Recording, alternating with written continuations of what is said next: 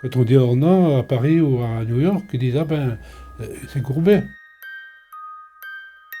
Si j'avais eu l'occasion de le rencontrer, j'aurais travaillé avec lui.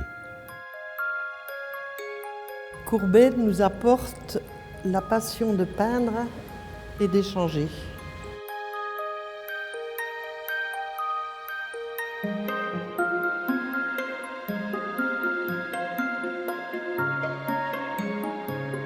Célébrer le bicentenaire de la naissance de Gustave Courbet, c'est aussi marquer son admiration pour son œuvre. Après le musée Courbet, installé dans l'hôtel de ville par quelques passionnés, après le musée départemental, niché dans la maison familiale et aujourd'hui magnifiquement développé, un grand colloque international viendra proposer de voir Courbet autrement.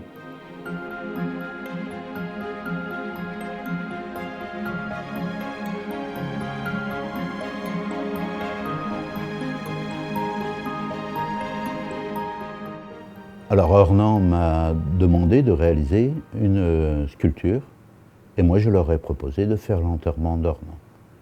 Alors, à la taille du tableau de Courbet. En réalité, pour des contraintes techniques, le tableau se fera 7 mètres, enfin la sculpture fera 7 mètres de long sur 3 mètres 16 exactement, plus son piédestal. Et ça sera visible, pas très loin du musée Courbet, sur un mur de la commune. L'enterrement Ornans est très intéressant. D'ailleurs, Courbet, quand il a réalisé cette œuvre, il avait un tout petit atelier, une sorte de grenier mansardé, dans un de ses ateliers d'Ornans, près de la place Courbet. Il a dû rouler la toile pour réaliser progressivement tous les personnages. En fin de compte, je procède de la même façon. Je fais un personnage par un personnage, parce qu'en sculpture, je ne peux pas avaler le travail comme ça. Il faut penser 3D, il faut penser se mettre à la place de Courbet. Il a un peu démocratisé l'art, en prenant des gens du peuple. À la différence de David, qui va, lui, prendre des personnalités, des gens bien placés, des gens qui règnent sur le terrain. Non, Courbet ne fait pas ça. Alors ça m'intéresse. Bon, on se les imprègne, on essaye de comprendre de Courbet en se remettant à la place de chaque personnage, ce qui est un challenge pas facile, mais intéressant. Ce sera à la fois une circonstance éducative, instructive et festive, c'est très important. Je ne peux que souhaiter à tous une très bonne année Courbet 2019.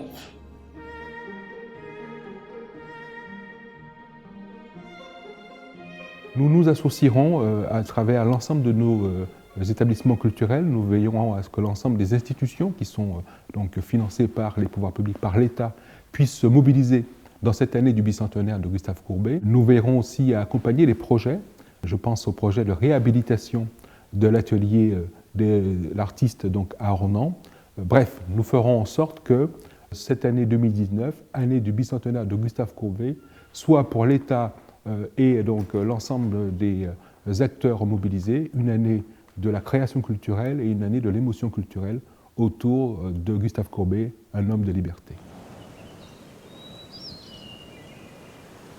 Courbet va naître en fait entre Ornans et Flagey. C'est un enfant de la vallée, donc il va être continuellement dans ces ruisseaux, dans cette rivière de la Loue. Ça va être un grand nageur, un grand sportif, contrairement à ce que les gens croient. Courbet va venir pêcher dans ces ruisseaux, il va venir en chasser également. C'est un grand chasseur avec son père. Il va énormément se déplacer en barque sur la Loue, des moments de rêverie assez marqués lorsqu'il n'est pas en train d'y nager.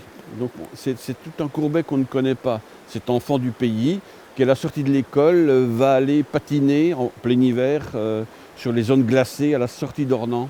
Il peint très bien le calcaire, très bien la neige, pour une raison assez simple, c'est qu'il est ami avec Jules Marcoux. C'est un grand géologue et Marcoux va apprendre à Courbet la lecture du paysage, ce que sont des strates de calcaire, ce que sont des fractures. Et dans ces peintures, on voit très bien que la qualité de sa peinture reprend en fait l'ensemble de ces lignes qui composent en fait la géologie franc-comtoise, la géologie du Jura.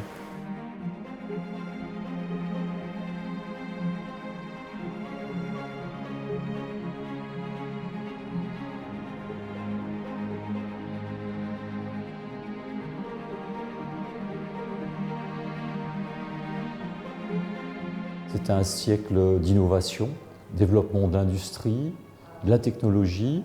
Et là, il y a beaucoup d'expérimentation. Et Courbet était un grand expérimentateur. Cette expérimentation a des très bons aspects, mais aussi des ratés. Et on peut avoir des faiblesses spécifiques découlant de nouveaux chemins empruntés par Courbet lors de ses expérimentations. Donc il est nécessaire d'avoir un regard fin sur sa production.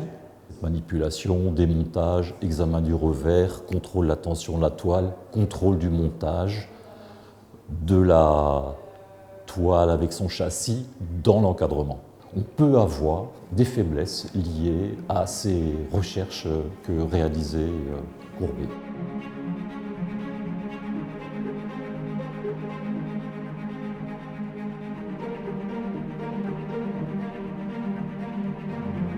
Sur 1000 toiles qu'il a fait, il y en a 300 qui concernent Ornans et ses environs.